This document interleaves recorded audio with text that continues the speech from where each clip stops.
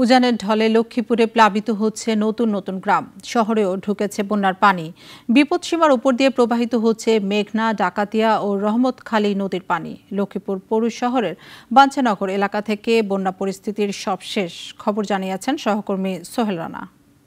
অস্বাভাবিক বৃষ্টি ও উজানের পানির বন্যায় লক্ষ্মীপুরের প্রায় ৬ লাখ মানুষ মানবেতর জীবনযাপন করছে। এখন এখানে প্রতিনিয়ত নতুন নতুন গ্রাম প্লাবিত হচ্ছে। আমি এখন আছি লক্ষ্মীপুর পৌর শহরের বাঞ্ছানগর গ্রামে। এখানে গত ২ দিন বৃষ্টি না হলেও মেঘনা, ডাকাতিয়া ও রহমতখালী নদীর পানি বিপদসীমার উপর দিয়ে বয়ে চলছে। গতকালকের তুলনায় আরও ২ থেকে ৩ ফুট পানি বেড়েছে। গ্রাম কিংবা শহর চারিদিকে কিন্তু পানি থই থই করছে। বন্যা কবলিত এলাকায় বিশুদ্ধ পানি ও খাবার সংকট দেখা দিয়েছে। এই পরিস্থিতিতে জেলায় ২৪৫টি আশ্রয়কেন্দ্র ও ৬৬টি মেডিকেল টিম গঠন করা হয়েছে। আশ্রয়কেন্দ্রগুলোতে ৮,৫৫০ জন মানুষ আশ্রয় নিয়েছে।